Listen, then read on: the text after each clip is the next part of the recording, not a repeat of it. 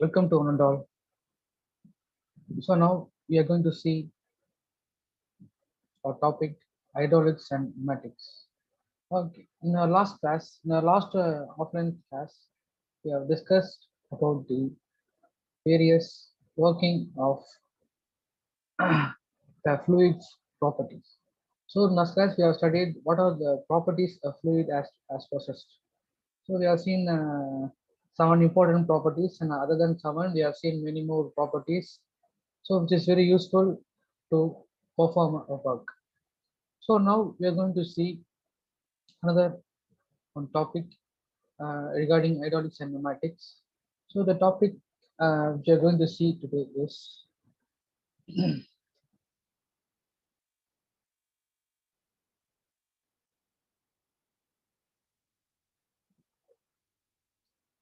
classification of pumps. So we are going to see what are the classifications of pumps we are having. So regarding hydraulics and pneumatics, we are concerned now we are concerned only about the hydraulic systems. So under hydraulic system, to perform a work, we need pump. So what are the pumps involved in our day-to-day life as well as in industries or any other domestic applications? Likewise, many applications we are going to see in which pumps are involved. So regarding hydraulic pumps, there are two types. One is positive displacement pump. Another one is non-positive displacement pumps. Okay. What is positive displacement pump? So this is a typical positive displacement pump example. So we are having two pumps over here. A rotary vane pump. Another one is reciprocating pump we are having. So regarding this positive displacement pump, you can see the left side image in which we are having two main parts. One is stationary part. The thing which I am indicating in the red color is the stationary part. So which is stationary in position. The thing which I am indicating in red color is this stationary part. And now the thing which I am indicating in green color. See the green color. So this is a rotating part.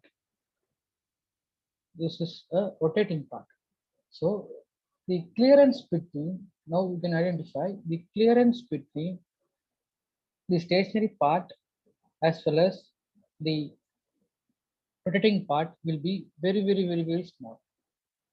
If it is very small, we can call them as positive displacement pump. So this is not only the reason for this name positive displacement pump. Another one reason is the flow. What is the flow? It's coming inside. It goes with the same flow rate at the outside. That is the amount of water. So amount of fuel. What is the amount of fuel getting inside will come out in the same amount. So this is also called as positive displacement pump. Is it right? Then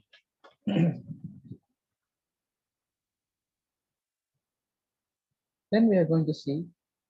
Then it is also called used in high pressure applications. Okay, and then there is no obstruction in the flow. There is no obstruction in the flow. So likewise, if you're going for a reciprocating pump, the same principle involves here. See, the crank shaft rotates. So due to this rotation, the piston inside this chamber moves. So due to the piston movement, the fluid present in the lower section gets sucked and it moves upward and then it comes outward.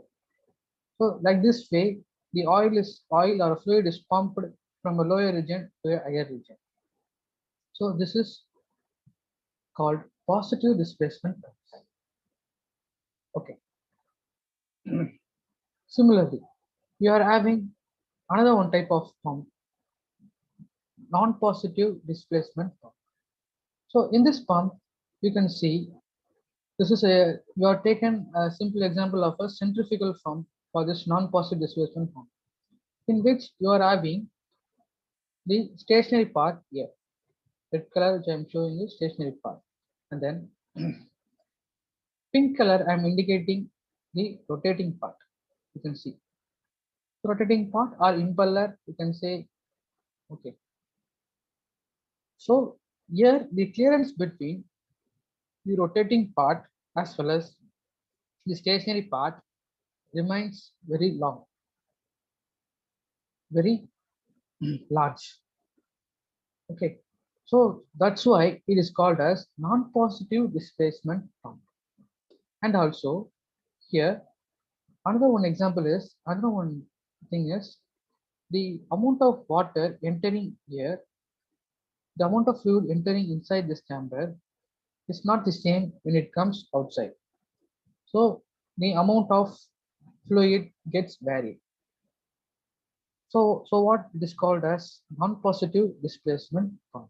Here the clearance is very more compared to a positive displacement pump. So this is the typical thing involved in classification of pump. So we have seen these two things. What is the positive displacement pump, negative displacement pump, so non-positive displacement pump. And under positive displacement pump, we are having another two categories, main categories. One is rotary pump, another one is rotate reciprocating pump. One is rotary pump, another one is reciprocating pump. So now we will see what is rotary pumps and rotating reciprocating pumps. So under rotary pumps, we are having gear pumps and as well as vane pumps. Okay, so now we can see what is gear pumps. So under gear pumps, we are having 5 different types. One is external gear pump, internal gear pump, lobe pumps, screw pumps, and geolator pumps. So now we can see these 5 types of gear pumps in detail.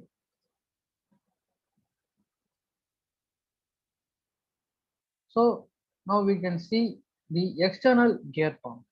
So we can see this external gear pump in the diagram. It's having a casing. In this casing, we're having 2 different gears. We're having uh, different gears inside this chamber. So when this fluid gets, when this 2 gears rotates with an RPM, what happens? The fluid present in this side, it gets sucked and it gets entered into the pump, and where it is rotated at the very high speed, and then it comes out with higher velocity outside. So you can see this, you are having the input here, input way. So this is output way. This is output way. So what happens? The gear rotates very fast and gets the liquid in the left side transferred to the right hand side. So you can see the second image where you can see this clearly. See the liquid, the green color part shows the liquid which is being getting inside this gear pump and coming outside. So this is a typical working of a gear, external gear pump. So this is concerned with external type, right? The 2 gears are facing each other, it is parallel to each other. So that's why we call that as external gear pumps. Okay, so this is live application how external gear pumps looks. So you can see there, see here, here is one gear, other side we are having another one. So likewise will be facing each other. So this is the working of an external gear pump. Now next thing, internal gear pumps. So in which you can see 3 different diagrams in which we are having internal gear pumps. So this is also a rotary type gear pump where we are having 2 gears in which one there is a large gear and then a small gear attached to the same gear. So we'll be having 2 gears. Unlike external gears, we are having 2 gears here also. But in external gear, we'll be having the gear facing each other in parallel position. But here we'll be having a gears which is inside another gear. So now what happens? If this gear rotates in very fast RPM, the liquid goes inside this chamber. Okay, where it gets fully utilized by the gears, You can see the second diagram. So the oil is distributed inside this chamber with the gear. So it's third diagram, you can see the oil is distributed fully and then it's coming at the outlet. So this is inlet, this is outlet. So due to this rotation, the oil is being coming out with a heavy velocity. Okay, so this is the working of a internal gear pump. Okay, you can notice the two differences. Okay, in external gear, we'll be having two gears parallel to each other. The internal gear pump will be having a gear inside another gear. Okay, so this is a typical example which will be you can see in the live. You can see in industries. Okay, so another one thing I have to conclude here. These external gear pumps are used in petrochemical industries, paper industries, food industries, etc. Likewise, internal gear pumps are used in soap, chocolate industries, and automotive gear oil gears applications. Okay, this is two variations in gear pump. So next we are going to see lobe pump, LOB, lobe pump. So you can see here, you can see T-shaped. It's like a triangle shaped rotating thing that is called lobe. So it also resembles the same working principle. Not compared to the previous case, there will be a gear. So gear will be having a lobe, just in a triangle shape. So likewise, what happens when the lobe rotates with an RPM, the oil in the region, left side region, will be uh, getting inside this chamber, and then it comes out with higher velocity. So same principle involves here. Same working principle involves here. Only thing, the lobe changes. The rotating part changes. This is how lobe pump works. So you can see the image in the downside, which should shows how typically a lobe pump looks. So you can see this fan shaped lobe, which is like a table fan wings. You can see this. Okay, then this lobe pumps are used in paper industries, chemical industries, beverage industries, and paramedical industries. Right. Then we can go in for screw pumps. So screw pumps also is also a rotary pump where we can see different screw arrangements which is being meshed in the parallel position. So we are having a timing gear, input shaft is there. So when this timing gears along with this screw rotates, the oil in the lower region, that is the fluid in the lower region, it gets inside and then it gets mingled here and then it comes in the outlet port. So this is one type of rotary pump. So in down we can see the typical screw pump, how it looks. It's like a AK-47 gun. Okay. So it's used in various applications like oil industries, manufacturing industries, gas industries to fill the gas, and mining industries. Okay, fine. So next we are going to see what is a vane pump. So we see a vane pump. It's also having a chamber in which we are having a rotary part. It's called a rotor. Okay. Inside the rotor, we'll be having the vanes. The rotor or vanes are fixed in an eccentric position manner. Eccentric, you have learned, right? Eccentric. So the center changes in this vanes, in this pump. So what is called as eccentric pump. So what happens in here? The same principle involves here. When the vanes and the rotor rotates at a higher RPM, the oil in the inlet gets entered into this chamber and then it comes with a higher velocity at the outlet. Okay, so we're having a shaft which sticks to the body of the component. Okay. So this is how same thing, same the Rotating parts differs for this all rotary pumps. So rotating part is the main thing. So due be keeping that rotation only, the function of the pump depends on.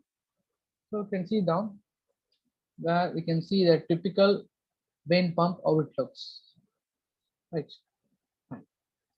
So next we are going to see unbalanced vane pump. In vane pumps, you're having another one thing, unbalanced vane pump, in which you can see there is a round chamber, that is a rotor, in which you are having the vanes.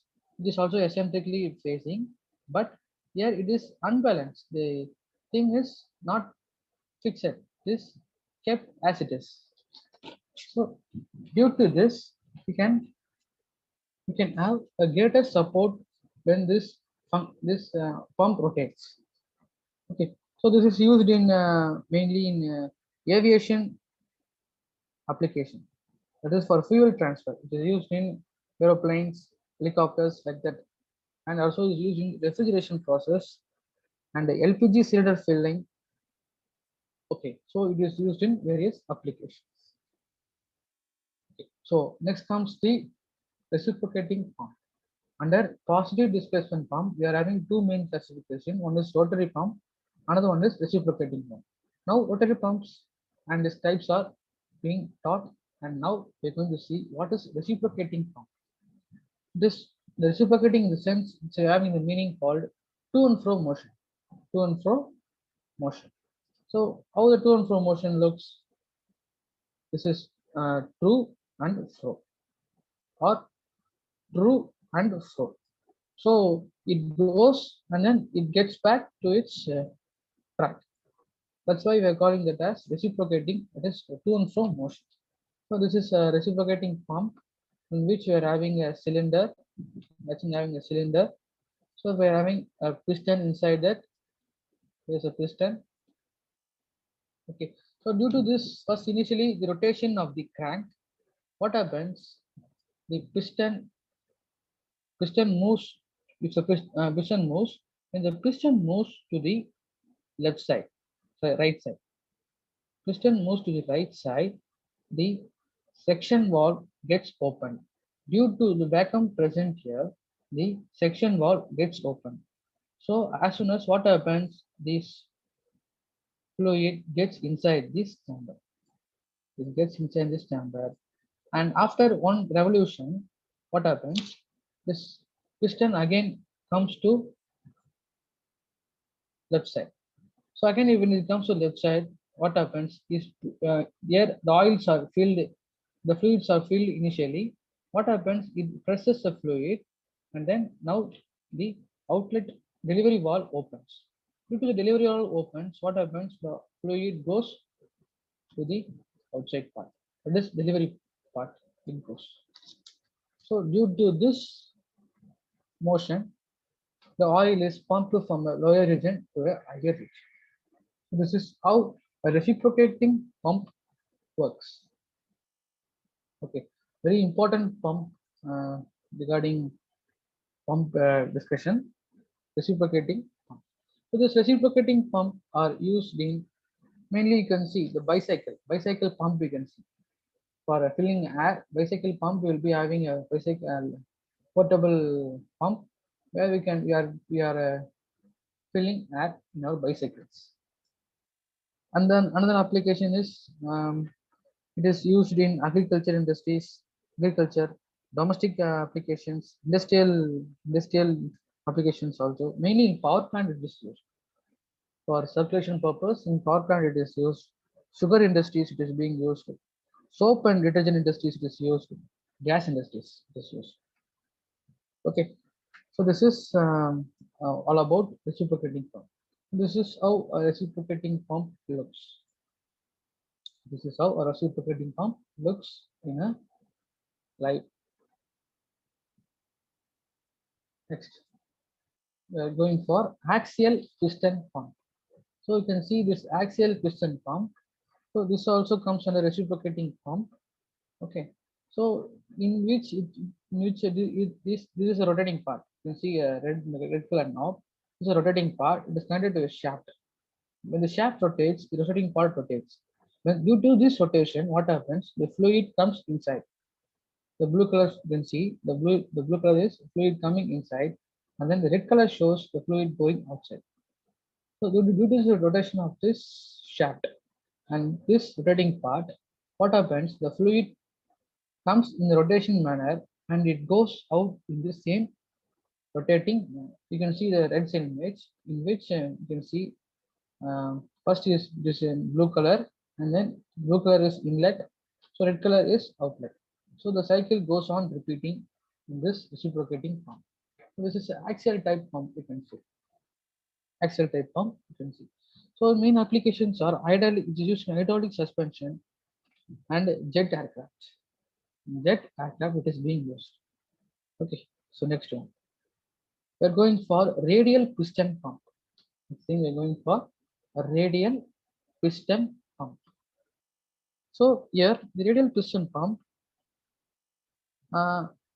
you can see a chamber. So inside that you are having a fixed casing, and then inside that you're having a cylinder block, fixed cylinder block, and inside that you're having a rotating cam. Okay, so we're having an inlet valve, we're having an outlet valve. So this is inlet outlet. The as soon as the inlet valve opens, the oil or fluid gets enter this chamber. This is being circulated, and then it is being transferred outside. So this is a typical chamber where high speed fluids are being produced. So in the outlet, the fluid comes with very high speed. Okay. Um, so it's also some of the same principle of a pump. When the rotating cam rotates very fast manner, what happens? The inlet valve opens and the fluid gets into this casing, and then it is filled inside thoroughly, and then it goes with a heavier velocity outside. Okay, so this is a radial piston pump, typical radial piston pump. You can see the image in the right side. Okay, you see this image here. So applications regarding this is it's used in hydraulic presses. Hydraulic presses, these pumps are used, and hydraulic cylinders also. These pumps are being involved. Okay, right.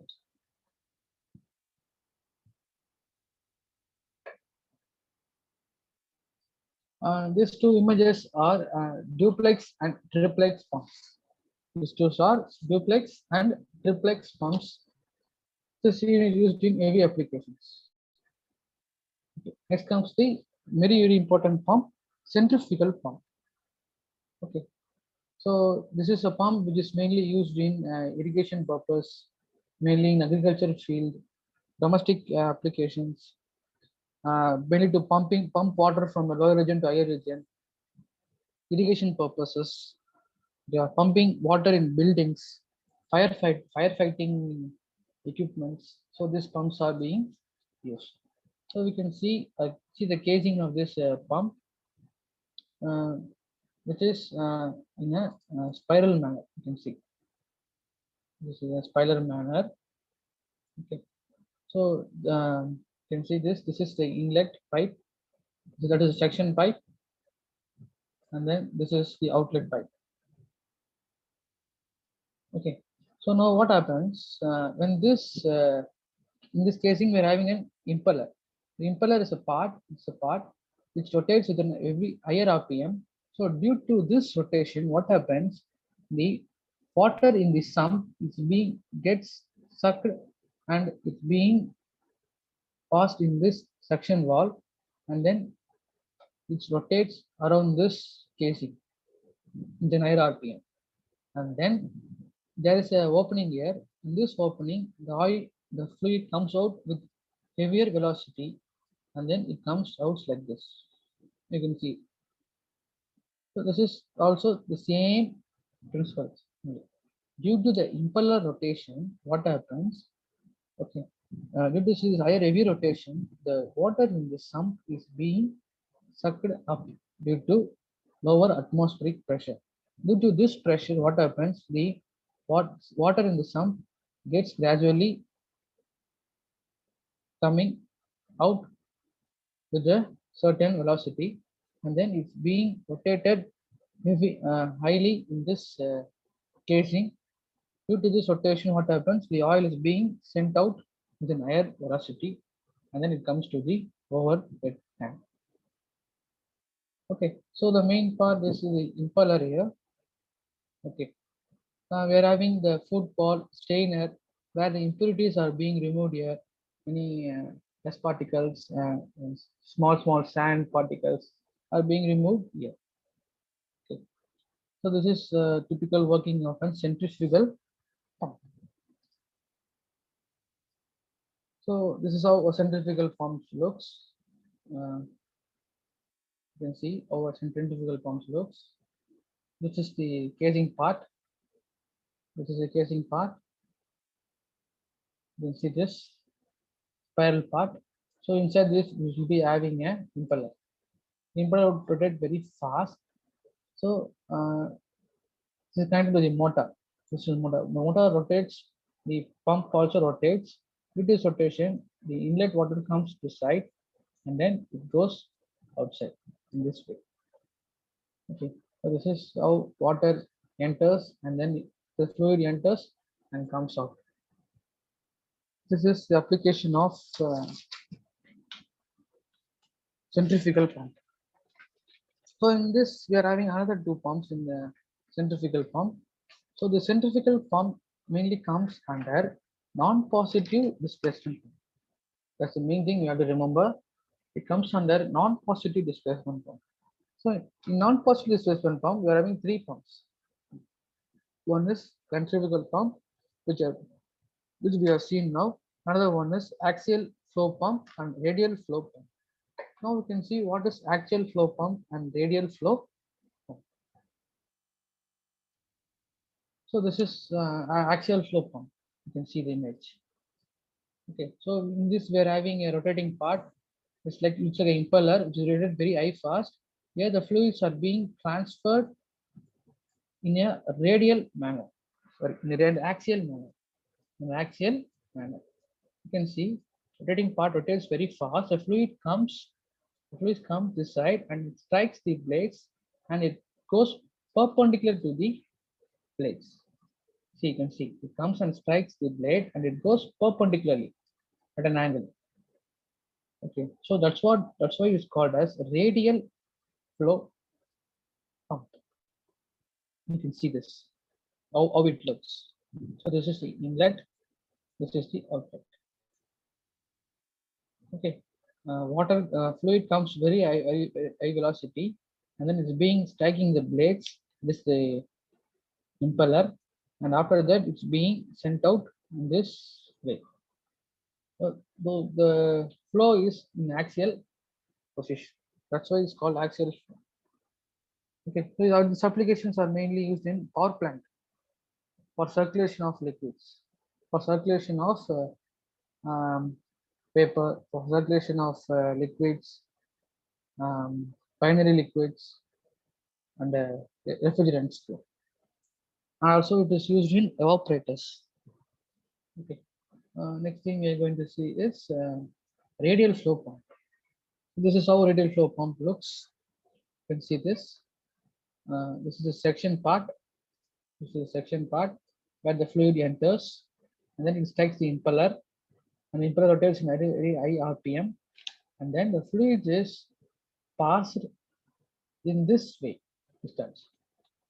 So that is, it is being utilized inside the chamber, and then it's coming out against the force of rotation. So that's why it's called radial flow pump. It is coming along the radius of this casing, the center of the casing. Okay, that's why it is called a radial flow pump. See how it looks. Okay, being very utilized very high speed, and then comes out. It's being rotated like this, and it comes out in this way. That's why it's called as radial flow pump. So this is how a radial flow pump looks. You can see. This is the inlet part. Sorry, this is the inlet part. This is the outlet part. I hope you understood what I told. The application wise, it's being used in freshwater supply, and it is used in mainly in thermal and nuclear power plants. This type of pumps are used in thermal and nuclear power plants. Okay. Uh, Thank you. I hope you all understood uh, this classification of pumps, which I taught you now. I hope it will bring you some knowledge about this classification of pumps. So this is the thing we have learned in this session. Thank you. We will meet in next session soon.